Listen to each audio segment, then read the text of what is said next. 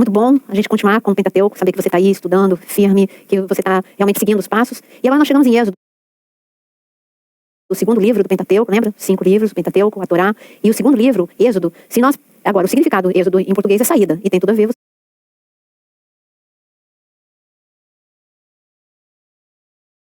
você entender que é a saída do povo do Egito. É o principal assunto do livro de Êxodo. Mas em hebraico, o livro se chama Shemot. E Shemot é nomes. É porque neste livro Deus vai... Nós já vimos em Gênesis que Deus se revelou aos patriarcas com alguns nomes, a Agar, e também a Agar. Mas agora ele vai se revelar com nomes redentivos. Vai ser um momento muito espetacular andarmos com esse povo desde a sua permanência no Egito até a sua saída. Então, nós precisamos entender um pouquinho o tempo em que esse intervalo, quando nós acabamos Gênesis, nós deixamos ali o povo no Egito, porque José levou sua família para o Egito, 70 pessoas, e José morreu, e houve um processo, mudança de governo, mudança de faraó, ou a família que chegou no número de 70 lá no Egito, rapidamente se multiplicou, e eles continuaram, porque a melhor terra do Egito foi dada para o povo que estava lá. Foi por amor a José, faraó deu uma boa terra, uma terra fértil, que é Gozem, que lá no Egito foi dado para os israelenses. E qual era a função, o trabalho principal dos israelenses? Eles trabalhavam com ovelhas, a experiência deles era com ovelhas, e assim eles continuaram no Egito. E no Egito eles não eram muito bem vistos. Porque as ovelhas para eles, eram deuses, e eles não aceitavam o fato dos israelenses trabalharem com ovelhas. E então já tinha uma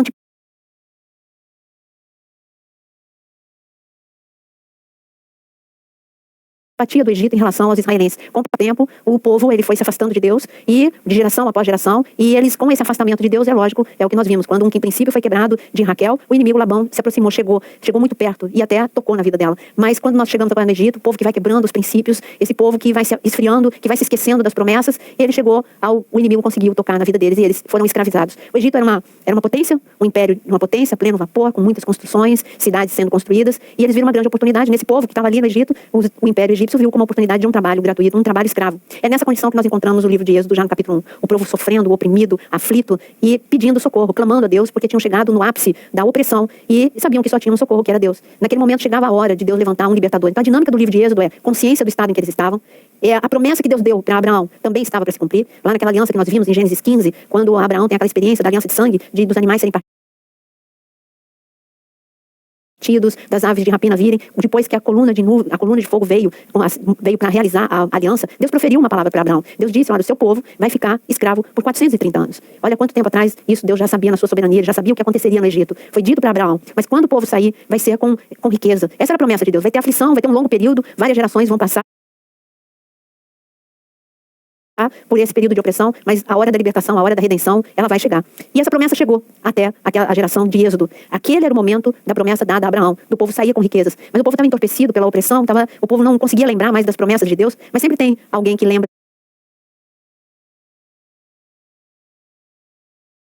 aí que clama, e Deus disse que o clamor tinha chegado até ele. E esse é o panorama que nós vamos ver, a saída do livro. Como você vê aqui no seu material, o livro refere-se ao ponto mais dramático vivido pelo povo de Israel. Um período quando 70 pessoas que chegaram com José no Egito se multiplicaram. Essa multiplicação assustou o Egito, porque era muito grande o número, e se eles entrassem numa rebeldia, numa revolta, e o medo foi que eles conseguissem se levantar contra o governo e deixassem de ser escravos e, enfim, trouxessem um caos na sociedade. Esse era o medo deles, e por isso a dura servidão sobre os israelenses e o medo de que eles fossem libertos. Vamos abrir o livro de Êxodo, Êxodo capítulo 1. E nós chegamos aqui no momento em que foi dada uma ordem, por medo dessa geração que tinha chegado a uma multiplicação, foi dada uma ordem por Faraó de que todas as crianças fossem mortas. E eu queria aqui que a gente parasse nesse momento, quando foi dada uma ordem para que todas as crianças do sexo masculino fossem mortas.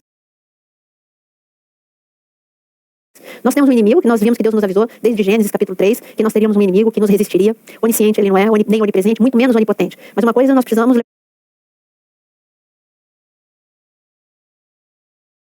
em consideração. Ele presta atenção, ele tem uma meta, um foco, que é matar, roubar e destruir, e ele presta atenção nas palavras proféticas. Ele, com certeza, conhecia a palavra que foi liberada para Abraão, que a geração que seria escravizada seria liberta, e não seria liberta de qualquer forma, seria liberta com restituição. Então, quando ele viu que o tempo da promessa se aproximou, ele sabia que Deus sempre trabalha da mesma forma. Quando o tempo da promessa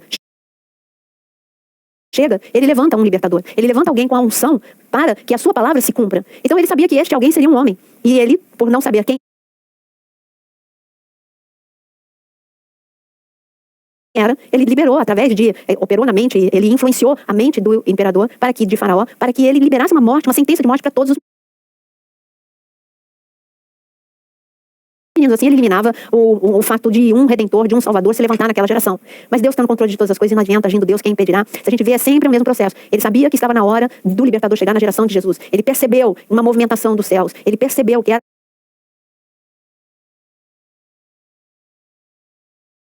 momento de um cumprimento profético acontecer. Por isso também foi liberado uma ordem para que todas as crianças do sexo masculino fossem mortas no tempo de Jesus. Você vê que os métodos se repetem. E hoje, se você trouxer isso para hoje, não é diferente. Esse ataque sobre as nossas crianças é simplesmente porque o nosso inimigo ele sabe que é tempo de muitos cumprimentos proféticos, que essa nova geração vão se levantar grandes evangelistas, grandes profetas, enfim, grandes homens e mulheres de Deus, e por isso esta opressão e esse ataque sobre as crianças da nossa geração. Mas aqui nós encontramos parteiras. Essas parteiras, elas eram mulheres hebreias, a elas foi dada a função de trazer as crianças à luz e elas tinham um peso também de matar essas crianças. Mas elas perceberam algo e elas começaram a não matar. Elas receberam uma ordem vinda de Deus e elas começaram a não matar as crianças. E essas duas parteiras, quando a gente olha como é o cenário, Deus prepara um cenário. Sempre para uma profecia se cumprir, ele prepara um cenário. E ele começou, através dessas duas parteiras, ele começou a montar um cenário. E ali nós vemos mulheres, quando a gente fala de libertação, de saída do Egito, nós pensamos logo em Moisés. E você tem certeza, você está certo quando você pensa em Moisés. Mas quando nós olhamos para o cenário que vai se montando, nós precisamos olhar para algumas pessoas que estão à beirada dessa palavra e que foram peças-chaves, pessoas-chaves para que tudo acontecesse. Moisés só se tornou Moisés porque tiveram algumas mulheres antes de Moisés. As duas parteiras que não permitiram que crianças fossem mortas. Tudo bem que muitas parteiras matavam, mas elas estavam no lugar certo, no dia certo, na hora certa, com as mulheres que Deus queria preservar a vida daqueles que seriam os futuros guerreiros do exército de Deus. Então nós temos as duas parteiras. Nós temos a filha de Faraó que foi influenciada, que recebeu uma ordem de Deus para pegar aquela criança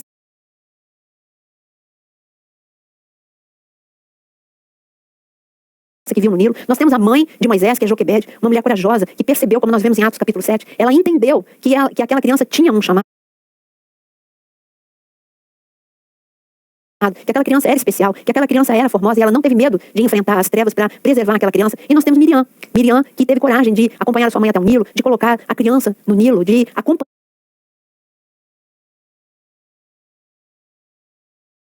de conversar com a filha de Faraó, teve a ousadia de sugerir até mesmo que aquela criança tivesse como ama a própria mãe dela, que a Joquebede, como aquela que iria amamentar o seu próprio filho. Enfim, nós vemos que por detrás de um grande homem, eu preciso puxar a sardinha, não é? Então, por detrás de um grande homem, você tem uma grande mulher. Moisés é um grande homem, mas ele teve grandes mulheres também que proporcionaram esse momento dele se levantar com grande graça, grande unção, grande poder e grande unção de libertador. Mas voltando um pouco para o Nilo, nós vamos ver que muitas coisas vão acontecer à beira do Nilo. E eu quero falar para vocês que o Nilo era uma central de adoração. O Nilo era importante porque era no Nilo que toda a necessidade de água vinha do Nilo para o Egito. A terra era uma terra que os egípcios trabalhavam com lavoura e eles precisavam da água do Nilo para regar as suas lavouras. Era um trabalho feito pelos escravos, eles que tiravam água do Nilo. Além de construírem as cidades, esse era um trabalho também de retirar água do Nilo e para regar as plantações dos egípcios, era um trabalho escravo. Mas o Nilo, o mais importante aqui, quando nós vamos encontrar daqui a pouquinho Moisés à beira do Nilo com Faraó, você pensa que foi uma coincidência? Não, Faraó ia sempre, porque Faraó era um semideus, considerado um semideus, e ele ia à beira do Nilo para adorar os deuses. Então era ali no Nilo que acontecia, não só era um lugar de recreação, de banho, era um local de trabalho, mas era um local também de adoração. Toda a adoração vinha de lá, à beira do Nilo. E quando nós encontramos, voltando, nós encontramos as parteiras, a vida de Moisés é poupada, Joquebede aparece, e Joquebede, ela entende o plano, não entende por completo, mas ela entende que aquela criança é especial, esconde aquela criança por 3 meses, e nós vimos que no momento em que não tinha mais como esconder, ela toma a dura decisão de levar essa criança para o Nilo, colocar no cesto e deixar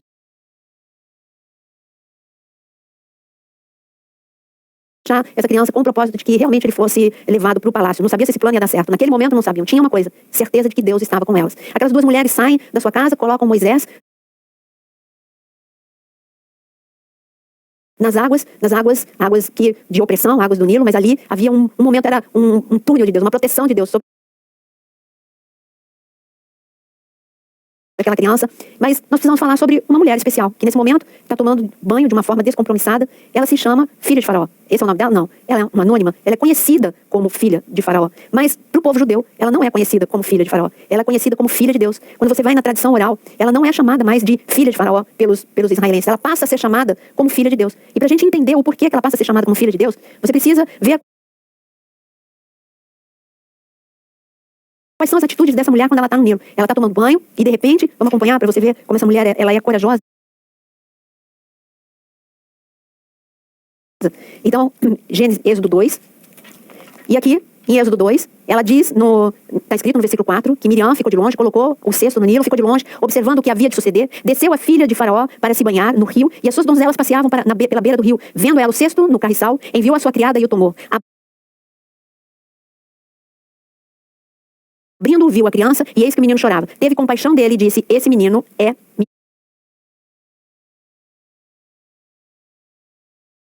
menino dos hebreus. Olha o que ela viu. Ela não foi enganada. Ela viu e ela percebeu e ela entendeu que aquela criança era um menino dos hebreus. Mas tinha sido lançado um decreto do pai dela de que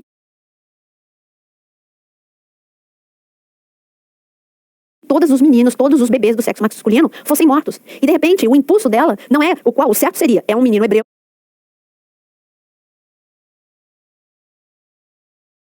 Estava tentando escapar, então entreguem agora para ser morto. Era essa a lógica. E ali ela era filha de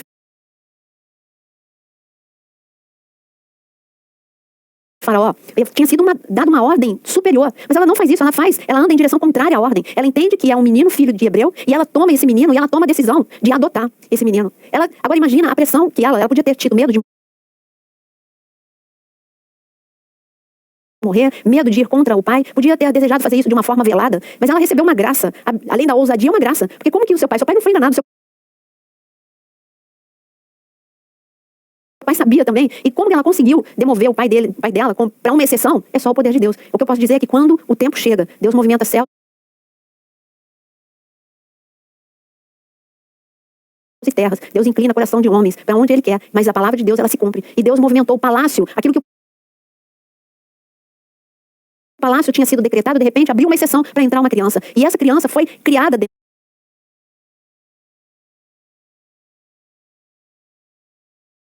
dentro do palácio.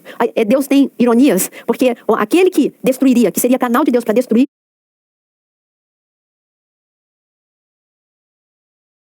o exército de Faraó, e foi criado dentro do exército de Faraó, conhecia as armas, conhecia as técnicas,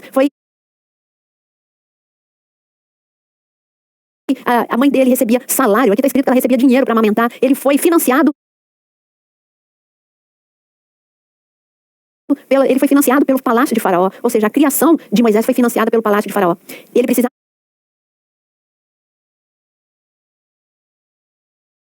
ser, quando nós falamos no início, na primeira aula, nós falamos que a nossa vida Deus usa como panorama.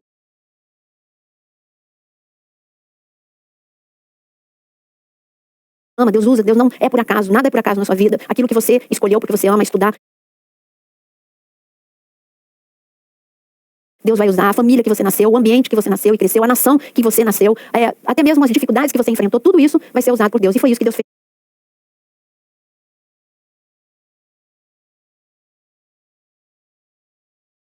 com Moisés. A ciência, o intelectualismo, a prática com guerra, afinal, Moisés ficaria diante de uma nação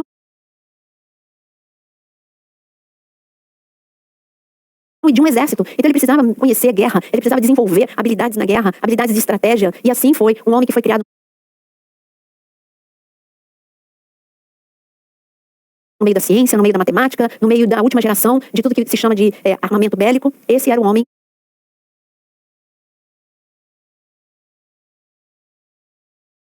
que estava sendo preparado, aparentemente, para ser usado pelo exército egípcio. Mas, na verdade, ele estava sendo preparado para ser usado por Deus. E Moisés cresce, e Moisés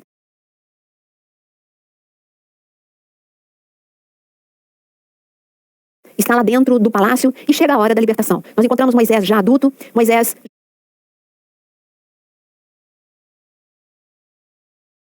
já com 40 anos, e de repente, Moisés, que já sabia que ele tinha um chamado, ele entendeu esse chamado de libertação, ele tinha um conflito, e o conflito dele é, eu estou no Egito, mas eu tenho um chamado,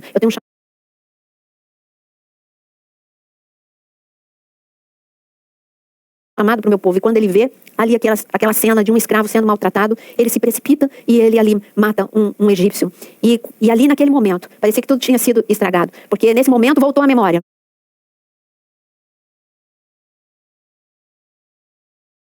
de Faraó quem era Moisés. E ele começou a entender o risco de quem era Moisés. Mas Moisés, ele não se afastou, não foi Faraó que perseguiu Moisés, foi Moisés que fugiu de Faraó com medo das represálias Afinal de contas, ele conhecia tudo que poderia acontecer com ele, tudo que aconteceria com ele quando chegasse essa notícia até Faraó. E nesse momento que Moisés, ele se afasta, ele sai do Egito e ele entra agora num outro cenário. Um cenário totalmente diferente, um ambiente totalmente diferente. E parece que os planos de Deus foram frustrados e ele começa a viver em Midian, nessa terra, nesse deserto, e ele começa a exercer a profissão que os patriarcas exerciam. Ele começa a lidar com ovelhas. E ali nós temos a primeira etapa no livro de Êxodo da vida de Moisés, 40 anos dentro do palácio, 40 anos dentro da cultura egípcia, mas daí ele chega, agora nós vamos entrar na etapa dele do deserto, onde ele entra em contato com algumas coisas. Ele começa a entrar em contato com o lado oposto daquilo que ele conhecia. Ele como que meio que desaprende, por isso que ele tem dificuldade depois de falar em público. Ele começa a sua autoestima que era atacada sempre como o filho adotivo, como o filho que tinha descendência de hebreus. Ali no deserto, é como que se ele recuasse, uma crise de identidade. Mas quando chegou a hora, nós chegamos em Êxodo, capítulo 3, que é o grande chamado de Moisés. E eu quero que você chame a sua atenção para o local do encontro. Êxodo 3, versículo 1, apacentava Moisés o rebanho de Jetro, seu sogro, sacerdote de Midian, e levando o rebanho para o lado ocidental do deserto, chegou ao monte de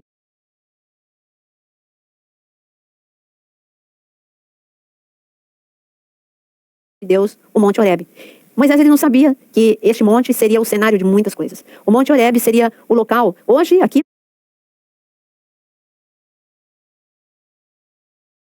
nós encontramos Moisés fazendo algo cotidiano dele. Era essa a função, era esse o trabalho dele. Durante 40 anos, levar o rebanho de Jetro para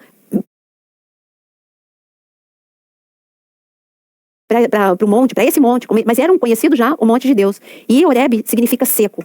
Mas o Monte Horebe é conhecido também com um nome que agora você vai entender que cenário é esse, aonde tudo vai acontecer, tudo, absolutamente tudo. O Monte Horebe é conhecido, é o Monte Sinai. E aqui Deus, Moisés não sabia que ele estava no lugar certo, na hora certa. Ele não podia imaginar, quando a palavra de Deus diz que nós não podemos nem pensar, não podemos imaginar, não pode vir ao nosso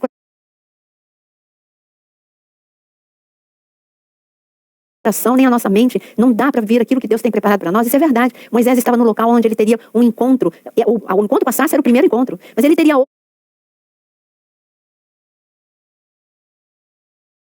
outros encontros com Deus nesse lugar. O grande encontro, quando ele ficaria 40 dias, ou melhor dizendo, 2 etapas de 40 dias, 80 dias direto na presença de Deus, e tudo neste monte, no Monte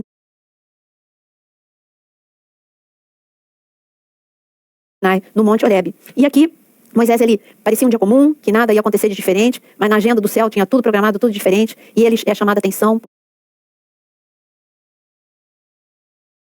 porque algo comum é espetacular. Algo que ele estava acostumado a ver, sarça, de repente ele vê uma sarça diferente, e ele se aproxima dessa sarça, e nessa sarça tem um diálogo. Ele se aproxima, e quando ele se aproxima pela beleza da sarça, aqui nós não vemos quem está na sarça. Nós sabemos que a presença de Deus estava, parece que de uma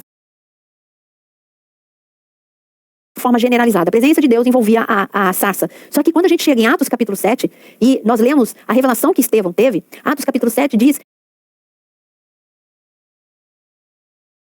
que o Deus da sarça estava conversando com Moisés. O Deus que o Senhor apareceu no meio da sarça para conversar com Moisés. Então nós percebemos que mais do que uma simples presença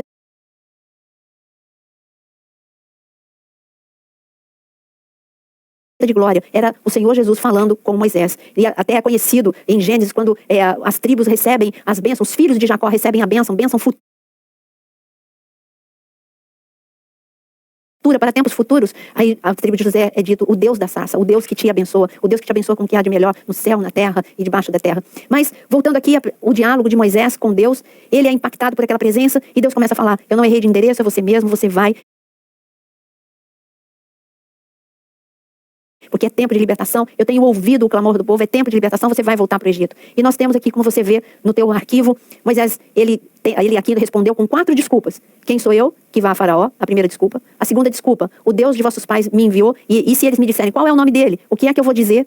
A terceira desculpa que ele deu: mas e se eles não crerem nem ouvirem a minha voz, eles dirão que o Senhor não te apareceu? E a quarta desculpa: eu não sou homem eloquente. Para cada uma delas, Deus tem uma palavra e Deus resume em uma palavra. Ele diz aqui, ele se revela com o nome, no versículo 13 de Êxodo 3, ele disse Moisés a Deus: eis que quando eu vier aos filhos de Israel, ele disser, o Deus de vossos pais me enviou e vós outros, e eles me perguntarem, qual é o seu nome, o que eu dizer, o que eu vou dizer? E aí disse Deus a Moisés: eu sou o que sou.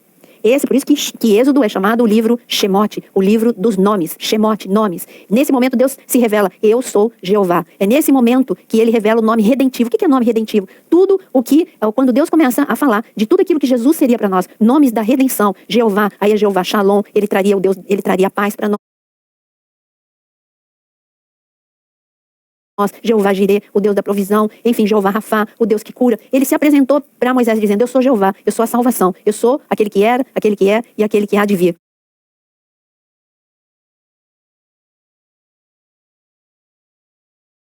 E quando Moisés ele fala: mas eu não sou eloquente, e eu vou falar como? E se eles não acreditarem? Deus desconsiderou.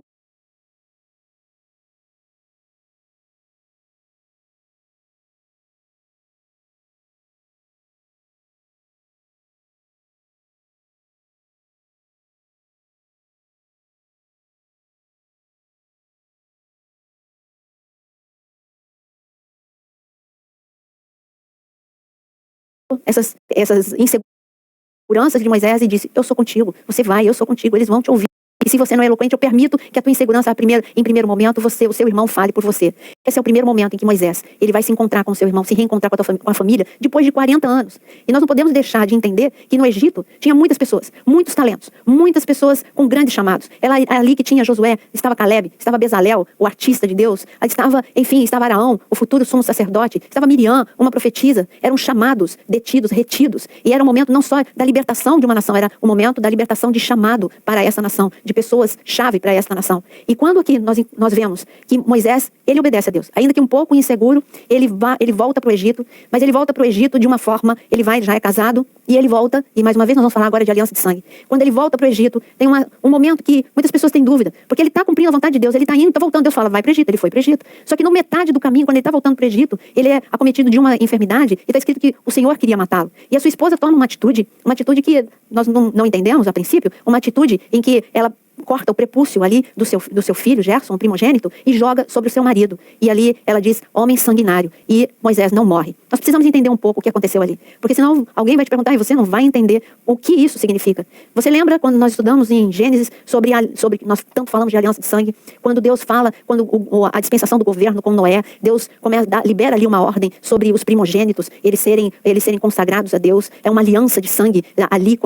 Ali em Noé, uma aliança de sangue. Porque para que o prepúcio fosse cortado, para que os primogênitos fossem circuncidados, sangue seria derramado e uma marca ficaria. Voltando à aliança de sangue, lembra dos dois processos? Sangue derramado e uma marca. Então cada homem que passava pela circuncisão, o sangue era derramado para lembrar que eles tinham aliança com o Deus vivo e uma marca ficava, uma cicatriz ficava naqueles homens. E aqui, quando nós temos um Moisés que não foi criado na sua casa, ele não foi criado por sua mãe e por seu pai, ele foi adotado no palácio de Faraó, ele não tinha passado pela circuncisão, e ali também o seu filho, talvez não, com certeza, porque é a sua esposa que faz essa aliança e que corta o prepúcio do seu filho Gerson. E ali Moisés, ele não estava entendendo a proporção do que era voltar para o Egito, a magnitude do que era voltar para o Egito, e Deus começa a nos ensinar a importância do sangue, o poder do sangue. Ele não poderia entrar no Egito sem derramamento de sangue, sem renovar a aliança de sangue, e por isso a sua esposa teve um entendimento, e a sua esposa ali realizou a cerimônia de aliança, ela circuncidou o seu filho Gerson, e nesse momento, quando ela joga o prepúcio sobre Moisés, quando ela joga aqui aquele pedaço de pele sobre Moisés, o sangue foi colocado sobre a vida de Moisés. E ali estava falando sobre a importância do sangue de Jesus, anunciando a proteção do sangue de Jesus. Moisés precisava de proteção. Não era esse sangue que estava sendo falado, estava sendo anunciado a proteção do sangue de Jesus. Mas Moisés ali, ele entendeu que ele não poderia entrar no Egito sem realizar essa cerimônia de aliança, guardando a sua família, porque nenhum fio de cabelo poderia ser tocado da sua família. Imagina a fúria dos demônios ali no Egito. Ele não estava lidando com poucos, ela estava lidando com poderes, com principados, ele só estava lidando com principados, com demônios muito violentos do Egito, e Moisés ele não podia entrar simplesmente com uma ordem, ele precisava entrar com uma consciência da aliança de sangue e da proteção de Deus sobre a sua vida.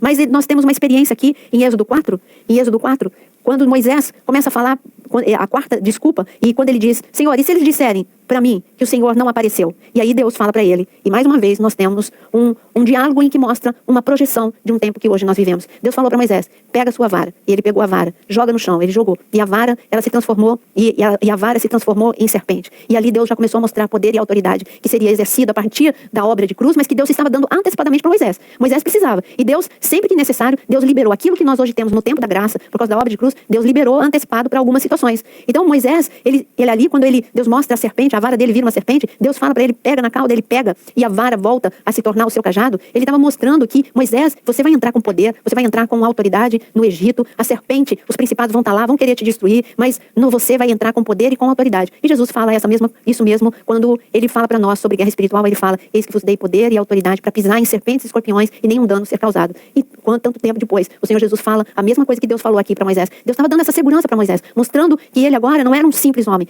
era um homem revestido de poder e de autoridade. E depois Deus manda ainda Moisés, põe a mão no teu coração. Moisés colocou a mão no coração, quando ele tirou a mão, era uma mão leprosa, e Deus manda ele colocar a mão de novo, e Moisés coloca a mão de novo, e a mão dele sai sadia. E Deus estava falando com Moisés sobre um processo de cura. Ele seria curado, Moisés, o seu coração seria curado.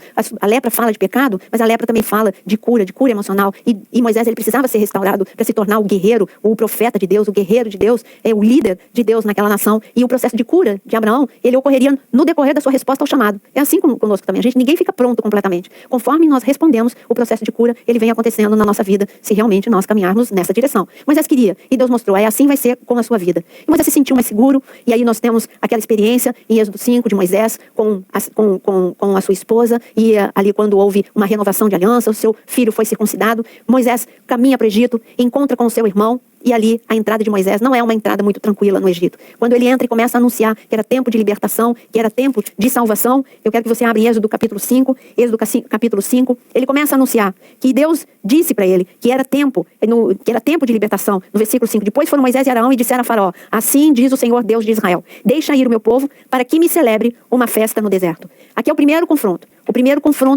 Uma palavra foi dada, Deus falou para Moisés e para Arão, vai diante de Faraó, e eles foram com uma palavra. Deus quer celebrar uma festa. Essa festa, você precisa já entender que essa festa ela vai ser realizada no final. É a Páscoa? Não. A Páscoa é lá na saída do Egito. A primeira festa celebrada, e que Deus está se referindo, é a festa do Monte Sinai. É a festa que ocorre 3 meses depois que o povo deixou o Egito. Essa é a festa de Pentecostes. Então Deus está se referindo aqui à festa de Pentecostes. A palavra foi liberada, mas o processo de libertação vai levar um tempo. Diz a tradição oral, que este período da palavra que Moisés libera junto com Arão para Faraó até o dia da libertação, de que foi um espaço de 9 meses. Isso é o que é dito, não estou dizendo que está escrito na Bíblia, é o que é dito da tradição oral, de geração após geração, um processo de 9 meses. Então Moisés ainda tinha a palavra foi liberada, mas o cumprimento ainda tinha muito tempo de luta, muito tempo de resistência. E aqui quando ele fala, não foi tranquilo, porque quando ele fala isso, que era tempo do povo sair, sempre que uma palavra profética é liberada, parece que piora as coisas.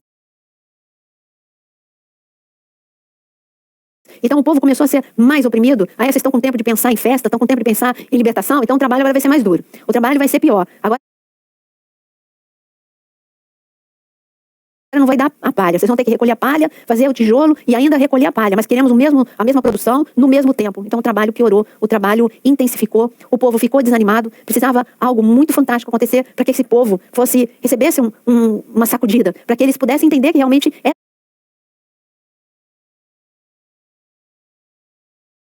era tempo de libertação. E Deus começa a falar em Êxodo capítulo 6. Esse é o momento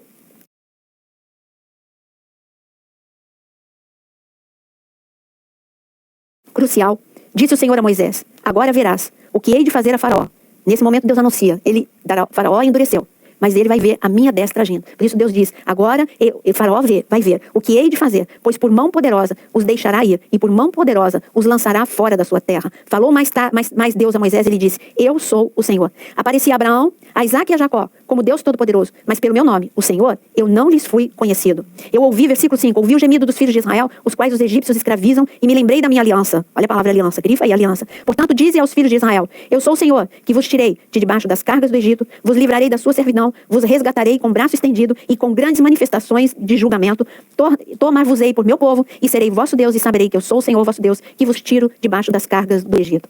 Eu quero que você preste atenção aqui. Deus falou para Moisés, ficou pior, vocês falaram e ficou pior, mas agora o juízo o Egito vai conhecer o juízo. O juízo de Deus poderia ter sido em um único dia. E Faraó seria obrigado a libertar aquele povo. Mas Deus foi um processo. As 10 pragas aconteceu um processo, porque Deus queria que aquele povo pudesse começar a entender quem é Deus. Aquele povo que estava tanto tempo, gerações e mais gerações, sem ouvir falar de Deus, sem contato, sem experimentar Deus. Eles precisavam passar por transformação, precisavam crescer em fé, eles precisavam de um tempo para realmente ter experiências com Deus. Isso olhando do lado do povo. Mas se você olhar agora qual foi o propósito dessas etapas das 10 pragas em relação ao Egito, é porque cada praga, e nós vamos ver isso daqui a pouco, cada praga foi destruindo, humilhando um dos principados que reinavam, que governavam o Egito. Cada uma delas teve um endereço certo contra um dos principados que atuava no Egito, o Deus da cura, o Deus que eles chamavam de Deus da vida, e nós vamos ver cada uma delas e a relação delas com os deuses do Egito. Mas por que eu li aqui, quando Deus fala com Moisés, até aqui, o povo, os seus pais me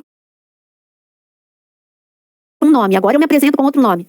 Lembra que Deus se apresentou como Jeová ali na sarça para Moisés? Agora ele reitera e diz, até aqui, todas as gerações me conheceram como El Shaddai. A palavra no original aqui é El Shaddai, o Deus Todo-Poderoso, o Deus que realiza todas as coisas. Vocês me conheceram como El Shaddai, mas agora vocês vão me conhecer como Jeová. Eu vou trazer redenção, salvação. Eu sou salvação.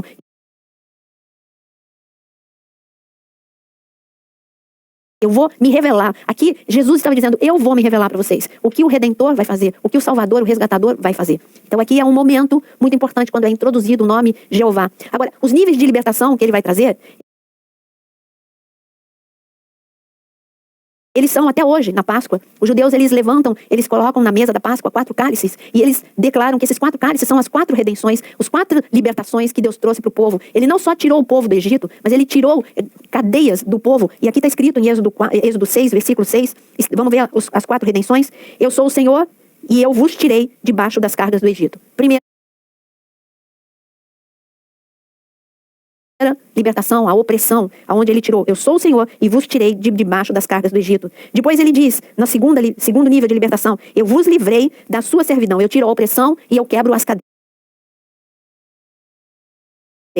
E depois ele diz, e vos resgatarei com o braço estendido e com grandes manifestações de julgamento. O resgate, a lei do resgate, ela é linda. No livro de Levítico nós vamos falar sobre essa lei do resgate. O resgate é você tirar o escravo de um local, não é só quebrar a cadeia. Quebrar a cadeia é um processo. Agora ele está livre, mas ele está com uma mente tão limitada que sozinho ele não sai daquele local. Ele é capaz de ficar, mesmo liberto, na mesma situação que ele vivia. E por isso que Deus está falando, eu vou mexer na mente de vocês. Eu vou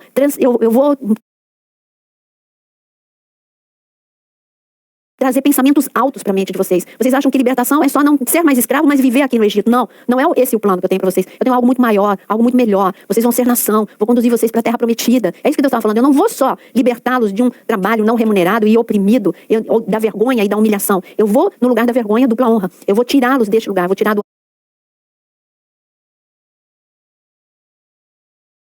aperto e vou levar para um lugar de folga. Então esse é o outro nível de libertação que Deus traz para o povo. E aqui, e o último, no versículo 7, a 4ª redenção que ele realiza no livro de Êxodo, porque aqui está resumido todas as libertações que Deus faz. Libertação da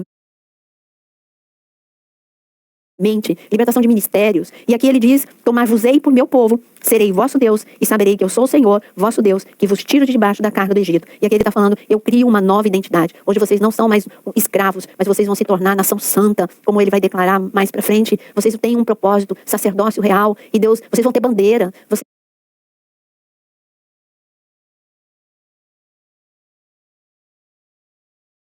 Vocês vão sair daqui como exército arregimentado. São essas novas palavras que Deus começa a usar com aquele povo. Ele começa a usar um povo que só conhecia palavras de desprezo. Deus começa a dizer para Moisés, eu vou tirar minhas hostes. Hostes é uma palavra de exército. Eu vou tirar o meu exército.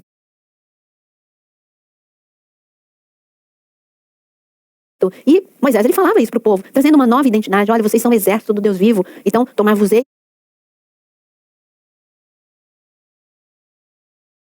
como povo. Agora vocês vão realmente ser uma nação. E nesse momento nós vemos que Moisés, nós chegamos até Êxodo capítulo 6, Moisés recebe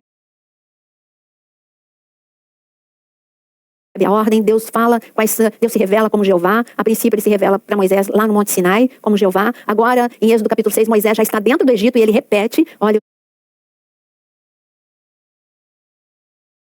não esquece que eu sou Jeová, salvação, redenção, e eu quero dizer, agora eu vou explicar qual o tipo de redenção. E de ver os 4 níveis de redenção que ele vai operar naquele povo. Uma redenção a nível de mente, de emoções, de ministério, vai trazendo identidade, propósito para aquele povo. E nós vamos, na próxima aula, continuar a nossa caminhada por Êxodo.